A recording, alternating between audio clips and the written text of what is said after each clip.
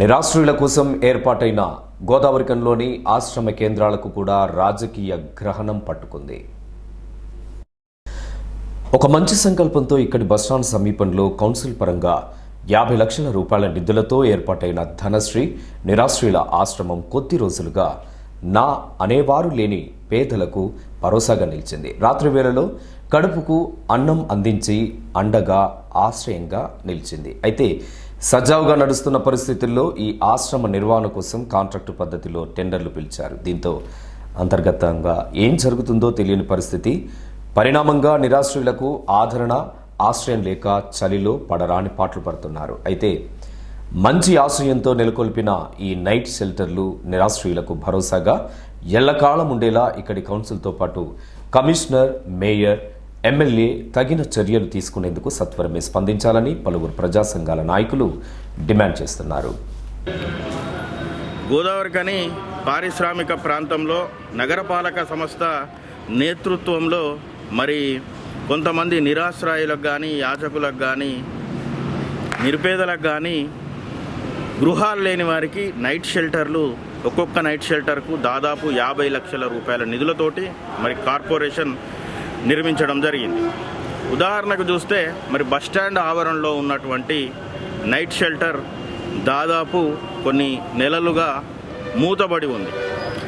ఇప్పుడున్న పరిస్థితుల్లో అనేక రకాలుగా అంటే చలి తీవ్ర రూపం దాల్చుతున్నప్పటికీ చాలామంది యాచకులు కానీ, నిరాశ్రయులు కానీ రోడ్ల మీద నైట్ షెల్టర్ లేకపోయేసరికి చిన్న చిన్న బస్ షెల్టర్లో మరి సేద తీరడం బాధాకరం. ఎప్పుడు ఏం ప్రమాదం జరుగుతుందో కూడా తెలియని పరిస్థితి ఉన్నది. ఏది ఏమైనప్పటికీ యుద్ధ ప్రాతిపాదికన నగరపాలక సంస్థ కమిషనర్ గారు, మెప్మా విభాగంకు సంబంధించినటువంటి అధికార యంత్రాంగం స్పందించి ఇక్కడ ఉన్నటువంటి నైట్ షెల్టర్ను పునఃప్రారంభించి అందులో సౌకర్యం నిరాశ్రయులకు కల్పించాలని, కొన్ని రాజకీయ ఒత్తిళ్ల వల్ల ఈ ఒత్తిడితోటి మరి అది మూతపడడం బాధాకరం.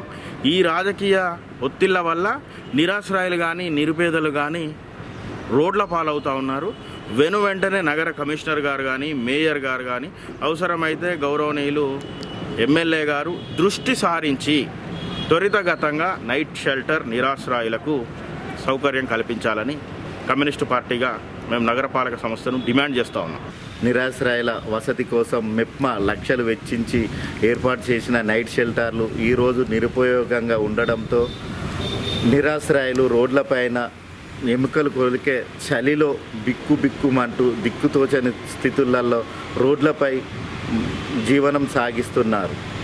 విట్టి నిరాశ్రయుల సంక్షేమం కోసం సంబంధిత శాఖ అధికారులు వెంటనే నైట్ షెల్టర్లను ఉపయోగంలోకి తీసుకొచ్చి నిరాశ్రయులకు వసతి సౌకర్యాలు కల్పించి వారిని ఆదుకోవాలని సంబంధిత ప్రభుత్వ శాఖలను కోరుచున్నాం.